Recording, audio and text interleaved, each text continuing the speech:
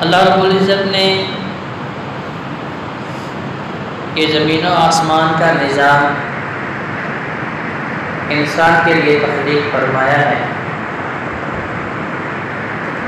اور اس کی تمام نعمتیں اور تمام قسم کی انواع و اقسام کے کھانے پینے، پھل پھول، تمام چیزیں گنوا کر اللہ رب العزت نے انسان کو بتایا اور باور کرایا کہ انسان یہ سارا کچھ تیرے لیے ہے، لیکن یہ بات یاد رکھنے والی ہے کہ یہ دنیا جس میں تمہیں بھیجا گیا ہے یہ ہمیشہ ہمیشہ کی نہیں ہے۔ فَمَا الْحَيَاةُ الدُّنْيَا إِلَّا مَتَاعُ الْغُرُورِ، یہ دنیا تو دھوکے کا سامان ہے اور اس کی چمک اور دمک ختم ہونے والی ہے۔ وَلَن يُؤَخِّرَ اللَّهُ نَفْسًا إِذَا جَاءَ أَجَلُهَا، اور جب موت کا وقت آنا ہے تو پھر اس دنیا کو چھوڑ کر اللہ کا الحاکمین کے سامنے پیش ہونا ہے اور اس زندگی کا حساب لینا ہے کہ کیا یہ زندگی اپنی خواہشات کے مطابق گزارتے رہے، درم و دینار کے بندے بنے رہے، دن رات اس جستجو میں لگے رہے کہ ابھی میرے پاس چھوٹا سا گھر ہے، اس کو بڑا بنانا ہے، بڑا گھر ہے اس کے 2 بنانے ہیں، چھوٹی فیکٹری چھوٹا کارخانہ ہے اس کو بڑا بنانا ہے، اپنے وسائل کو بڑھانے کی فکر میں اگر تو اس فکر اور سوچ میں زندگی گزاری تو پھر حضرت میں یقیناً آخرت کی زندگی ناکامی والی ہے، گھاٹے والی ہے، خسارے والی ہے۔ اللہ کا الحاکمین قرآن مجید میں قسمیں اٹھا کے بتا رہے ہیں کہ وَالْعَصْرِ إِنَّ الْإِنسَانَ لَفِي خُسْرٍ، ایسے انسان، ایسے مرد و خواتین جو صرف اور صرف دنیا کو کمانے میں، دنیا کو سمیٹنے میں، دنیا کو جمع کرنے میں لگے رہتے ہیں، یہ سارے کے سارے گھاٹے والے ہیں، سوائے ان لوگوں کے جو ایمان لائے وَعَمِلُوا الصَّالِحَاتِ، اور اس ایمان کے تقاضوں کو پورا کرتے رہے، نیک اعمال کرتے رہے، حق کی تلقین کرتے رہے، اور پھر اس راستے میں جو مشکلات، جو مصیبتیں، جو امتحان ان کے اوپر آئے، صبر و استقلال کے ساتھ اس کے اوپر ڈٹے رہے، تو فرمایا صرف اور صرف یہ کامیاب و کامران لوگ۔ اور اللہ رب العزت نے اس دنیا کے اندر حاکمیت اور خلافت اور بادشاہت دینے کا وعدہ بھی ان لوگوں سے کر رکھا ہے جو ایمان لاتے ہیں وَعَمِلُوا الصَّالِحَاتِ، اور نیک اعمال کرتے ہیں۔ جیسا کہ پہلی مرتبہ جب کھلے اعلان کے طور پر اللہ کا الحاکمین نے اپنے محبوب پیغمبر جناب محمد الرسول اللہ صلی اللہ علیہ وآلہ وسلم سے فرمایا کہ نبی اب پہاڑ پہ کھڑے ہو کے پورے مکے کے سامنے اعلان نبوت فرمائیے، تو آقا علیہ السلام نے سب سے پہلے ان کے سامنے یہی بات رکھی، قولوا لا الہ الا اللہ تفلحون وتملکون العرب والعجم۔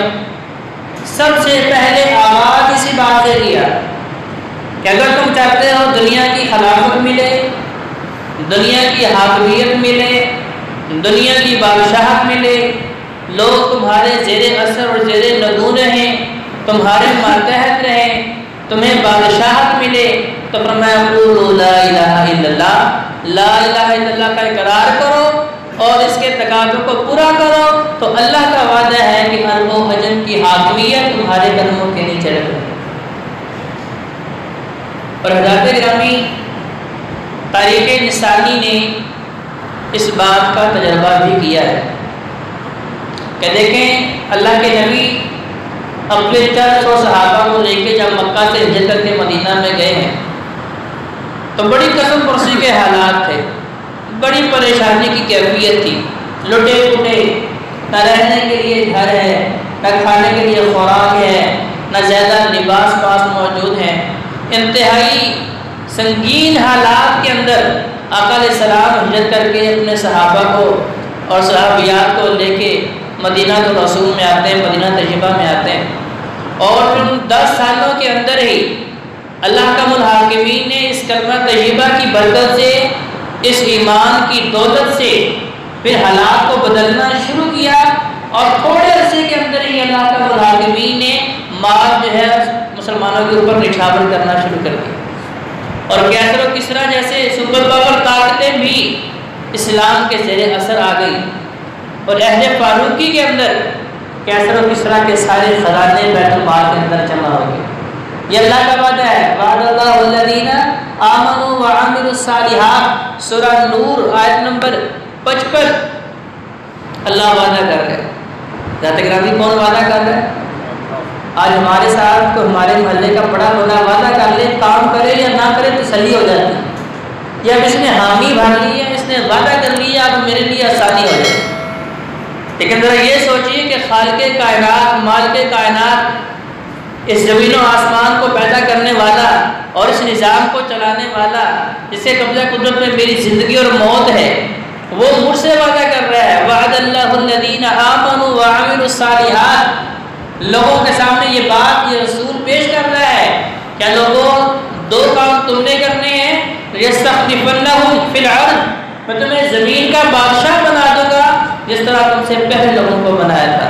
اللہ کون سے 2 کام؟ فرمایا آمنوا وعملوا الصالحات، تم نے ایمان لانا ہے اور اس ایمان کے تقاضوں کو پورا کرنا ہے، گویا کہ نیک اعمال کرنے، اعمال صالحہ کرنے، ایسے کام کرنے ہیں جو اللہ کو اور اللہ کے محبوب پیغمبر علیہ السلام کو پسند ہے۔ تو ذات جی وقار ہم نے ایسے لوگوں کا تذکرہ ہی شروع کیا ہوا ہے کہ جنہوں نے صحیح طور پہ اللہ کی رضا کو اور اللہ کے محبوب پیغمبر کی رضا کو حاصل کر لیا، کہ پھر نبی علیہ السلام بلا کے کہتے ہیں کہ آج تمہارے عمل اور تمہارے اعمال صالحہ اس قدر اللہ کو محبوب ہے کہ اللہ نے پیغام بھیجا ہے جس کو بتائے میں بھی راضی ہوں اور میرے محبوب پیغمبر آپ اس کے اوپر راضی ہو جائے۔ اور میں سر فہرست نبی علیہ السلام کے سب سے سفر و حضرت کے ساتھ خوشی غمی میں شریک ہونے والے صحابی حضرت ابوبکر صدیق رضی اللہ تعالیٰ عنہ، ان کے بعد عمر فاروق رضی اللہ تعالیٰ عنہ، اور ان کے بعد تیسرے خلیفہ حضرت عثمان غنی رضی اللہ تعالیٰ عنہ، ان تینوں کا مختصر تذکرہ آپ کے گوش گزار کر چکا ہوں، اور کوشش کی کہ ان کی زندگیوں میں سے ان سبق آموز واقعات کو آپ کے گوش گزار کیا جائے، آپ کے سامنے بیان کیا جائے، جن سے ہمارا ایمان بھی تازہ ہو، تاکہ ہمیں بھی پتہ چلے کہ انہوں نے کس طرح اپنا مال قربان کر کے، اپنی جانیں قربان کر کے، ہر چیز خواہشات کی قربانی دے کے اللہ کی رضا کو حاصل کیا، تو کیسے اللہ رب العزت نے ان کے ساتھ جنت کا سودا کر دیا۔ کیونکہ حضرات گرامی ہمیں ہمارے علماء نے بڑے عجیب وہم کے اندر مبتلا کر رکھا ہے، ہمیں بتایا یہ گیا ہے کہ بس لا الہ الا اللہ پڑھ لیا ہے اب جنت کے وارث بھی ہیں، ٹھیکیدار بھی ہیں، جس طرح کی ہماری تربیت کی جاتی ہے، جس طرح کا ہمیں بتایا جاتا ہے کہ بس لا الہ الا اللہ پڑھ لیا اب آپ جنت کے دروازے پہ کھڑے ہوئے، جس کو مرضی جہنمی بنائی جائے، جس کو مرضی مشرک بنائی جائے، جس کو مرضی کافر منافق بنائی جائے، ذات گرامی نہیں۔ نبی کریم صلی اللہ علیہ وآلہ وسلم کا فرمان علی شان الا صلاۃ اللہ غالیہ، احکم الحاکمین، اللہ رب العزت نے نبی کریم صلی اللہ علیہ وآلہ وسلم کی زبانی ہم تک یہ پیغام پہنچایا۔ آقا علیہ السلام فرما رہے ہیں لوگوں اللہ کا سودا بہت قیمتی ہے، وہ مہمان نوازی جو اللہ نے اپنی شان شان تیار کی ہے، اللہ نے جو اپنے مہمان بندوں کے لیے جو مہمان نوازی تیار کی ہے، جو باغات، حوریں، غلمان، محلات، دودھ شہد کی نہریں، ملازمین، سونے چاندی کے برتن، یہ سارا کچھ اللہ نے جن کے لیے تیار کیا ہے، ان کو بتائے کہ یہ جنت بہت قیمتی ہے، اس کے لیے محنت کرنی پڑے گی، اس کے لیے کوشش کرنی پڑے گی،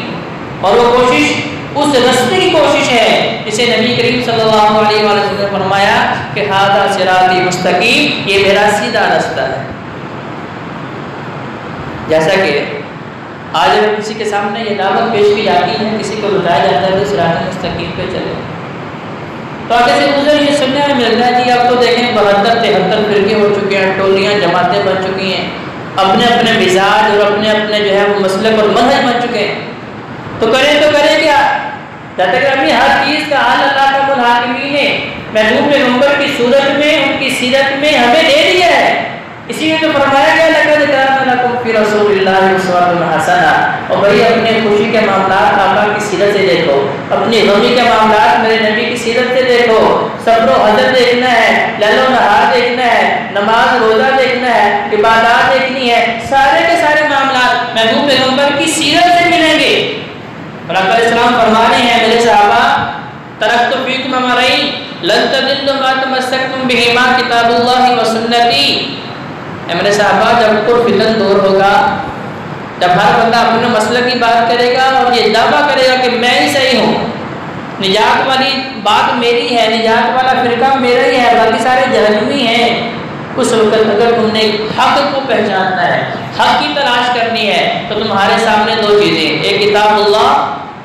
اللہ کا قرآن، اور دوسرا میرا فرمان، میری سنت۔ اور دوسرے مقام پہ نبی کریم صلی اللہ علیہ وسلم کیا فرما رہے ہیں؟ علیکم بسنتی و سنت الخلفاء الراشدین المہدیین، اے لوگوں تمہارے اوپر میری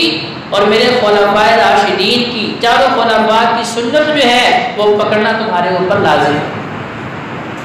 تو لہذا یقیناً نبی کریم صلی اللہ علیہ وسلم کو پتہ تھا کہ یہ ہستیاں ایسی ہیں جو بالکل صراط مستقیم پہ چلنے والی ہیں، یہ ایسے اعمال کرنے والے ہیں جو اعمال اللہ کو پسند آنے والے ہیں، ایسا رستہ اختیار کرنے والے ہیں جو سیدھا رستہ جنت تک لے جانے والا ہے۔ لہذا ان میں سے چوتھے خلیفہ حضرت علی رضی اللہ تعالیٰ عنہ، جب حضرت عثمان غنی رضی اللہ تعالیٰ عنہ کو شہید کر دیا گیا اور 40 دن تک گھر میں محصور کیا گیا، اور وہ مسجد نبوی صلی اللہ علیہ وسلم جسے خرید کے خود حضرت عثمان غنی رضی اللہ تعالیٰ عنہ نے مسلمانوں کے لیے مسجد کے لیے وقف کیا تھا، اس مسجد نبوی میں نماز پڑھنے سے روک دیا، اور بیر روما اور میٹھے پانی کا چشمہ جسے خود خرید کے حضرت عثمان غنی رضی اللہ تعالیٰ عنہ نے مسلمانوں کی سہولت اور آسانی کے لیے وقف کیا تھا، اس کا پانی پینے سے روک دیا اور 40 دن تک گھر میں محصور کیا۔ حضرت علی رضی اللہ تعالیٰ عنہ نے اپنے دونوں بیٹوں کو حضرت حسن و حسین رضی اللہ تعالیٰ عنہ کو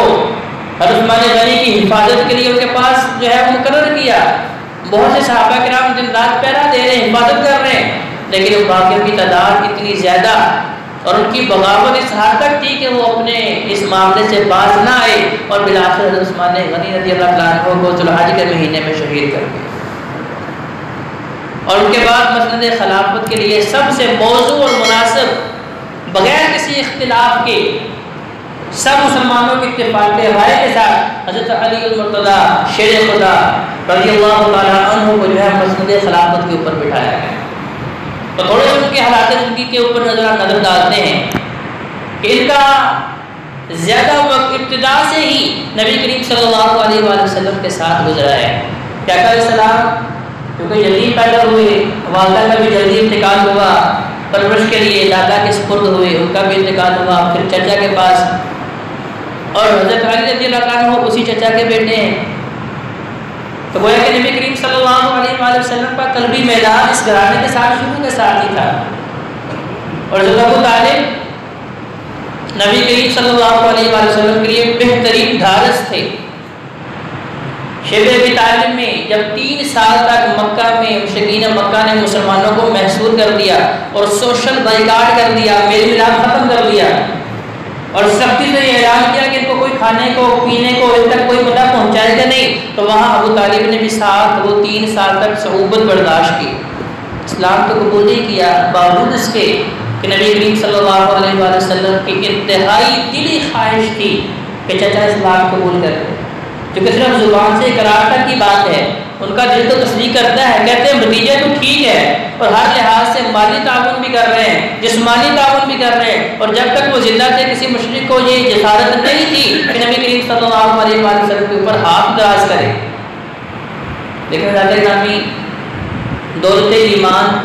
دینا اور نہ دینا صرف اور صرف اللہ کا متحکمین کا اختیار۔ رب العزت نے قرآن میں فرما دیا انک لا تہدی من احببت ولکن اللہ یہدی من یشاء۔ اے محبوب پیغمبر، آپ کی یقیناً دلی خواہش ہے اور آرزو اور تمنا ہے کہ آپ کے جب دولت ایمان سے منور ہو جائیں، لیکن جب تک ان کی اپنی جستجو نہیں ہوگی، جب تک ان کی اپنی تڑپ نہیں ہوگی، اس وقت یہ ایمان کی روشنی جو ہے ان کے دل و دماغ کو منور نہیں کر سکے۔ لیکن ان کی اہلیہ فاطمہ بنت اسد، انہوں نے جلدی ہی جو ہے اسلام قبول کر لیا اور نبی کریم صلی اللہ علیہ وسلم کو پوری ماں والی محبت دی۔ نبی کریم صلی اللہ علیہ وسلم فرمایا کرتے تھے کہ یہ میری ماں ہے۔ حضرت علی رضی اللہ تعالیٰ عنہ 10 سال کے تھے جب نبی کریم صلی اللہ علیہ وسلم نے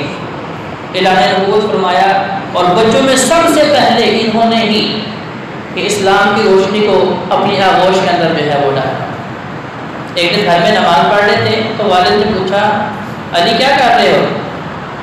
کہا نماز ادا کر رہا۔ کہا یہ کون سی نماز، یہ کون سا طریقہ؟ کہا مجھے محمد صلی اللہ علیہ وسلم نے بتایا ہے۔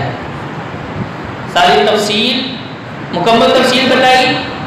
تو یہ نہیں کہا کہ بعد آ جاؤ رک جاؤ اسے، کہا اگر میرے بھتیجے نے بتایا ہے تو بالکل صحیح بتایا ہے، تم جس دین پہ ہو بالکل صحیح دین ہے، اسے مرتے دم تک چھوڑنا نہ۔ باپ نے بہت اچھی نصیحت فرمائی۔ اور پھر مکی دور میں نبی کریم صلی اللہ علیہ وسلم کی خدمت بھی کرتے رہے، اور پھر ایک وقت آیا جب قید سالی ہوئی، مکہ کے اندر شدید پریشانی کی کیفیت تھی، چونکہ ان کے اور بھی بھائی تھے، جعفر بھی تھے، یزید بھی تھے، اور بھی کافی سارے بھائی تھے، بہنیں بھی تھیں۔ تو حضرت عباس رضی اللہ تعالیٰ عنہ نے نبی کریم صلی اللہ علیہ وسلم سے فرمایا کہ اب بچے زیادہ ہیں اور کمانے والا کفیل ایک ہے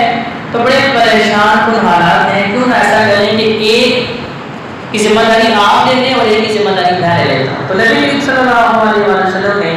ابو طالب سے گزارش کی کہ آپ ایسے کریں علی کو میرے ساتھ میرے گھر میں بھیجیں۔ تو گویا کہ حضرت علی رضی اللہ عنہ وہ نبی علیہ السلام کے گھر میں اور نبی علیہ السلام حضرت علی کے گھر میں، تو گویا کہ ان کا میل ملاپ اور جو قلبی تعلق تھا وہ شروع دن سے ہی تھا۔ دل میں محبت پیار بھی بڑی تھی اور عقیدت و احترام کا بھی رشتہ تھا۔ اور جب ہجرت کا سفر نبی کریم صلی اللہ علیہ وسلم نے شروع کرنا تھا تو آپ نے عام صحابہ کرام کو اعلان فرمایا کہ سب صحابہ اور صحابیات جو ہیں رات کی تاریکی سے فائدہ اٹھاتے ہوئے مکہ کو چھوڑنے اور مدینہ کی طرف چلے جائیں۔ صرف 2 شخصیات ایسی تھیں جن کو آقا اسلام نے اپنے پاس روکنے کا حکم کیا، ایک حضرت ابوبکر صدیق رضی اللہ تعالیٰ عنہ اور دوسرے حضرت علی رضی اللہ تعالیٰ عنہ۔ حضرت ابوبکر کو اس لیے روکا تھا، کہا آپ میرے سفر کے شریک ہیں، رات کو نکلنا تھا۔ حضرت ابوبکر صدیق رضی اللہ عنہ نے پہلے سے اس کے لیے پوری تیاری کر رکھی تھی، سب کچھ جو ہے وہ طے پا چکا تھا، کتنے بجے نکلنا ہے، کون سا رستہ اختیار کرنا ہے۔ حضرت علی رضی اللہ عنہ کو جب نبی علیہ السلام نے بلایا اور انہیں بتایا کہ میں رات کو ابوبکر صدیق کے ساتھ ہجرت کرنے والا ہوں اور مدینہ کی طرف سفر جو ہے وہ شروع کرنے والا ہوں، آپ نے رات میرے بستر پہ گزارنی ہے اور صبح ان دشمنوں کی ان دشمنوں کی جنہوں نے گھر کا محاصرہ کیا ہوا ہے، ان کی امانتیں لوٹا کے آپ نے بھی مدینہ آ جانا۔ نبی کریم صلی اللہ علیہ وسلم کی تربیت دیکھیں اور اخلاق دیکھیں۔ آج ہم اپنے سگے بہن بھائیوں کا حق مار لیتے ہیں اور فکر نہیں ہوتی، اور کسی کی امانت ہمارے پاس آ جائے سمجھتے ہیں مال غنیمت ہے، ہمارا ہی حق ہے۔ آقا علیہ السلام نے اپنے دشمنوں کی امانتوں کی بھی پاس داری کی، جو کہ آقا علیہ السلام کا فرمانے والی شان ہے، لا ایمان لمن لا امانت لہ، اس بندے کا ایمان اللہ کو قابل قبول ہی نہیں جو امانتوں کی حفاظت نہیں کرنے والا۔ آقا علیہ السلام فرماتے ہیں منافق کی نشانی میں سے یہ نشانی ہے، جب اس کے پاس امانت رکھوائی جاتی ہے تو اس میں وہ خیانت کرتا ہے، وہ بددیانت ہوتا ہے، وہ امین نہیں ہوتا، اس کے اندر ایمانداری والا جو ہے وہ جذبہ نہیں ہوتا۔ باہر کیا حضرت علی رضی اللہ عنہ نے رات نبی علیہ السلام کے بستر پہ گزاری، باوجود اس کے کہ باہر تلواروں کی آوازیں آ رہی، 12 کڑیل نوجوان اس ارادے میں ہیں کہ نبی علیہ السلام کو نعوذ باللہ قتل کرنا ہے، اور آقا علیہ السلام کے بستر پر حضرت علی فرماتے ہیں مجھے بڑی سکون کی نیند آئی، کیونکہ مجھے نبی علیہ السلام نے فرمایا تھا صبح واپس دے کے مدینہ آ جانا تو مجھے اب یقین تھا کہ مدینے تک تو ضرور پہنچوں گا. اتنا تو یقین ہو گیا تھا مجھے کہ مدینے تک تو پہنچوں گا، اس سے پہلے مجھے جو ہے موت نہیں آنے والی. صبح ان 12 نوجوانوں نے حملہ کیا، گھر کے اندر داخل ہوئے، چہرے سے چادر ہٹائی اور دیکھا حضرت علی رضی اللہ تعالیٰ عنہ فرماتے ہیں. اب حضرت علی رضی اللہ تعالیٰ عنہ خود بھی بڑے جنگجو آدمی تھے، بڑے بہادر، بڑے دلیر تھے، بڑے نہ ڈر تھے. 12 بندوں کا مقابلہ کرنا ان کے لیے کوئی مشکل نہیں تھا، لیکن اپنے سامنے فرمایا تھا علی جھگڑا نہیں کرنا. تو حضرت علی نے تلوار نہیں اٹھائی، انہوں نے مارا پیٹا، جا کے حرم کے اندر باہر میں لیا اور پوچھا کہ بتاؤ تمہارا نبی کدھر ہے؟ لیکن حضرت علی رضی اللہ عنہ خاموش رہے. جب ان کو تسلی ہو گئی کہ انہیں نہیں پتا، اللہ تعالیٰ نے چھوڑ دیا اور علی رضی اللہ عنہ بھی جو ہے ہجرت کر کے مدینہ طیبہ میں آ جاتے. اور پھر جتنے بھی غزوات، جتنی بھی جنگیں ہوئی، حضرت علی رضی اللہ عنہ نبی علیہ السلام کے ساتھ رہے. جو ذمہ داری اس جگہ پہ مقرر کی پوری جان فشانی کے ساتھ جو ہے وہ نبھائی. اور ہجرت کرنے کے دوسرے سال نبی کریم صلی اللہ علیہ وآلہ وسلم نے اپنی چھوٹی اور سب سے پیاری لاڈلی بیٹی حضرت فاطمہ رضی اللہ عنہا کا نکاح حضرت علی رضی اللہ عنہ کے ساتھ جو ہے وہ کیا.